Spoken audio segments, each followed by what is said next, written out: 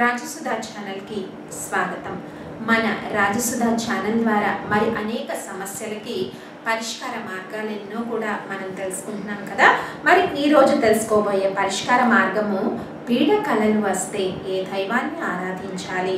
సాధారణంగా మనలో చాలా మందికి పీడ కలలు అధికంగా వస్తూ ఉంటాయి, దుస్వప్నాలు అన్నమాట। పీడ కలల్లో పాములు కానీ నూనె కానీ ఎత్తు నుంచి కిందకి పడటం కానీ, అలాగే కలల్లో చాలా వరకు భూతాలు కానీ పిశాచాలు కానీ ఇలా వస్తూ ఉంటాయి చాలా మందికి।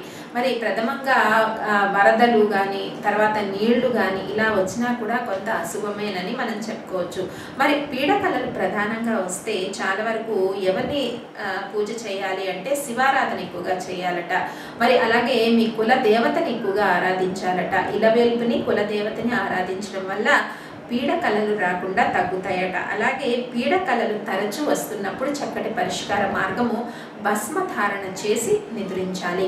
భస్మాన్ని చక్కగా ధరించి నిద్రించడం వల్ల మీకు నిద్రలో ఎటువంటి పీడ కలలు వచ్చినా కూడా క్రమేపీ పీడ కలలు రావటం అనేది తగ్గిపోతూ ఉంటుంది। అలాగే పీడ కల వచ్చిన మర్నాడు చక్కగా శివాభిషేకం చేసి శివుడికి బెల్లము నివేదించినట్టయితే, నువ్వులు బెల్లాన్ని నివేదించినట్టయితే మరి ఆ పీడ కలల యొక్క ప్రభావము మరి సర్పదోషము ఇలాంటివి ఎటువంటి దోషాలన్నా కూడా మీకు పోయే అవకాశం ఉంటుంది। కాబట్టి నిద్రించేటప్పుడు భస్మధారణ చేసి నిద్రించండి, మరి పీడ కలలు రాకుండా ఉంటాయి।